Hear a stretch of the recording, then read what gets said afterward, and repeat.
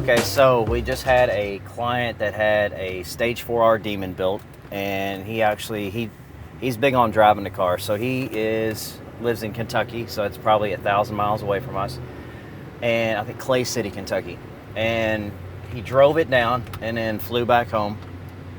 And we set it up as a Stage 4R Demon that he could take to the track, but also drive cross country if he wanted to. We're going to go to the airport right now. We're picking him up, and we do this, fairly often. Clients will come in and sometimes they'll fly down and take a look at their car and make like a mini vacation out of it. He really loves driving the car, so that's his thing. So we're going to pick him up at the airport, and we're going to take him back to the shop and see his first impression of the car. The weather's nice, so we'll probably take it out and see what he thinks about it. Since he's pretty used to driving the car stock, it'll be the first time driving it at the Stage 4R. So kind of want to just see what he thinks. And, we see this a lot, but figured it'd be kind of cool to film it so you all could see, what people's reaction are to what the car started at versus what it leaves at. Just going over the last safety check, wiping it down, double checking all the fluids, because he'll be leaving here and driving all the way back home. So he's got a 1,000-mile trip ahead of him. So this just goes to show you when we talk about how much reliability comes into play in each package and how important that is to us. It's so you can literally take a car that is extremely high horsepower and still use it as a perfectly functioning daily driving car. So this will be a perfect example of this. It's a Stage 4R Demon. It's more of our street. We have two different levels. We've got like more of a track version, and then we've got a street version. So this is a street version, so it does around 920 wheel horsepower on pump gas with Bootsane and around 970 wheel horsepower on MS-109. So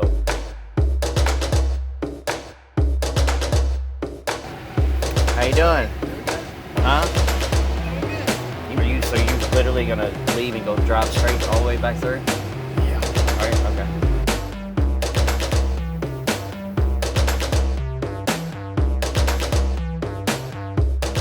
There she is. I like that stripe because it breaks up so much red. Yeah.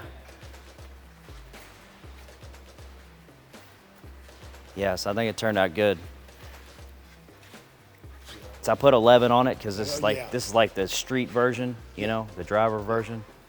But yeah, I think it turned out good. Yeah, it looks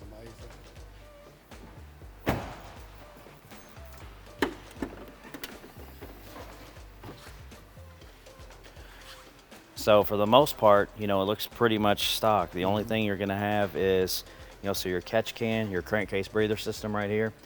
And then the only thing you're going to want to do is that's a 10 millimeter wrench or socket. Yes. So this engine's new. It's not going to need to be drained that often, but just to get a feel for it, if you just take this bolt out, you can just lift this can straight up, and it'll have a ball valve at the bottom. Okay. So just get you something like a milk jug and just, cut it, where it's like that tall. And you just sit it right here and just open the ball valve, and just, you'll get a feel for how much is in there. So you can drive it for 500,000 miles, open it up, see how much is in there, but it's probably going to be on like oil change intervals, roughly. Regular oil change stuff. I would, we changed it. We put Amsoil Signature Series 0W40. That's what I'd recommend putting in it. I'm kind of a stickler on oil changes. Everybody's different. They say 5,000. You can't really change it too much. Yeah. You know what I mean? That's the one single thing that you can do to improve the longevity of the engine. So if you're just regular driving, that's probably fine. If you're racing it a lot, I would change it. If somebody's going to do like a hard track day, I would change it after that. But that's just me. Everybody's, I'm kind of OCD about it.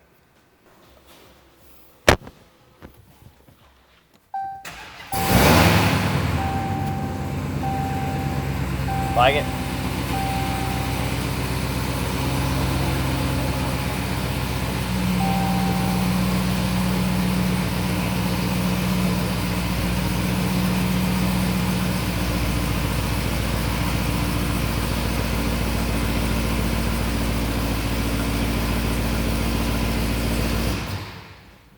That sounds great.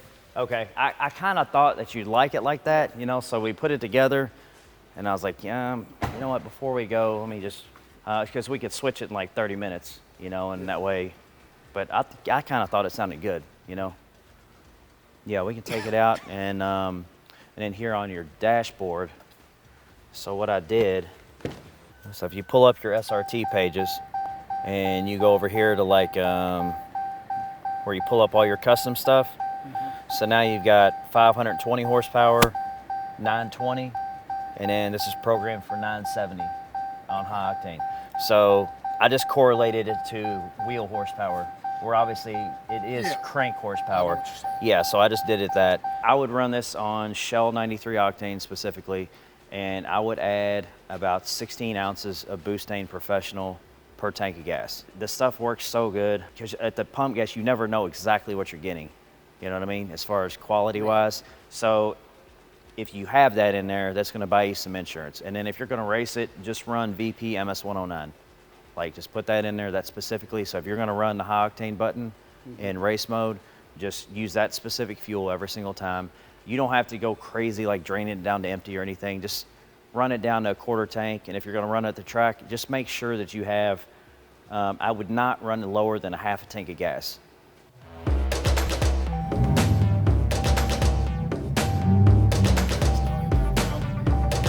No. Drive it. Okay, so what do you, I probably change it, so just change it to whatever you want.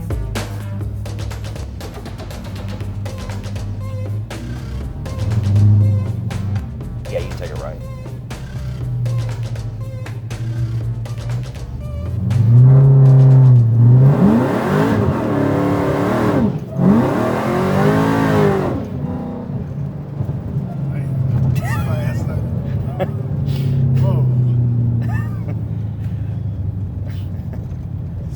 Responsive than it was with stock. And, oh yeah, so you can take a left here.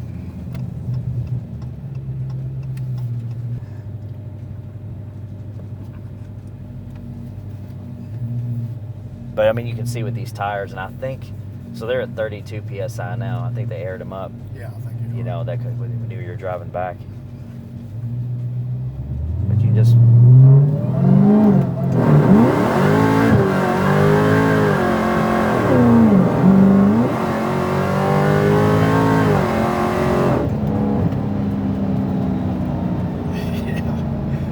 that's on like, that's on your low power mode. Yeah, that's like a 105 mile an hour. Yeah, oh yeah, it'll do. And then you can do. Yeah, where it shifts harder. Yeah, so that's drag mode. I love it. It's amazing. I really like it. Just hope I don't wreck it. So you'll be able to tell the way it shifts. It's in drag mode, so you can tell it shifts harder.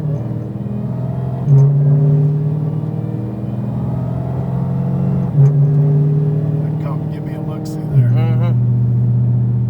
So you can feel it just not getting on it, but you can feel it, like, you know. So like if you're at the track, it's like when it hits, like it's boom, boom, on to the next gear, you know. So you keep picking up speed between every shift. Should you use that traction control on these things or not? Nah, you know, if you're like in, so right now, suspension, it's no traction control. Some people like it, some people don't. If you put it in like the drag mode, you actually have more traction control. If you're on like a prep track and you got the right wheels and tires, I think it's almost faster if you don't run it, you know.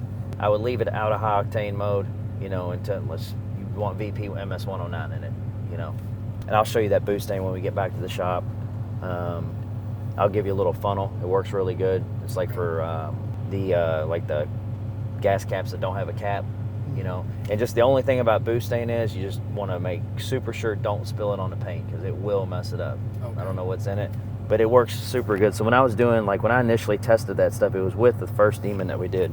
How many ounces do you say you use per tank? Like 16 ounces. So the bottles that we buy, you can get them in all different size bottles. The ones that we get are 32 ounce bottles. And so roughly like a half a bottle, you know. These have good brakes on them too. Oh yeah, hell yeah.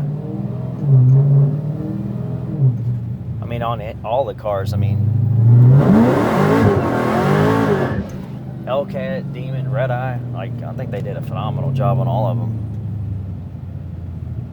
It's so much. It's got so much more throttle. Oh yeah, oh yeah.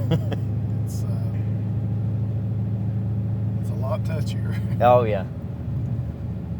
Yeah, and so all the throttle maps are the same. So the percentage of throttle input versus what the throttle blade does, that's all exactly the same ratio. It's just that much more power. That's why it feels that way. Yeah, So if that shift gets on your nerves, you know, like driving front, you just drop it down in street, and I try to keep street like it where it's just barely more aggressive, you know. So it's really fun for me to actually be in the car and have the customer drive the car for the first time, especially when he's already used to the car like it was. So it's not like he just bought the car. He drove it, I don't remember how many miles were on it, but he at least drove it from where he's from to here, which is like 1,100 miles. So he was very acclimated to the way the car was, and that getting to sit in there with his first impression of what the car is like immediately after it's done, that's pretty rewarding to see his face, his reaction, hear what he thinks. So anytime a customer is super happy with their car, obviously that is our end goal here. And so I think we achieved what we set out to do. This guy loves driving that car so much, he actually drove it all the way down here, flew home, and then flew down here and drove his Demon all the way home. So I talked to him the day after he got back, so he drove like 1,106 miles or something like that. But he had a ball, did flawless, said he was driving between 90 and 100 most of the time, and he was getting 18.5 miles per gallon. So they are perfectly usable for a daily driver, even at that level. So again, this kind of wraps up the Dodge Demon video, and see you guys next time.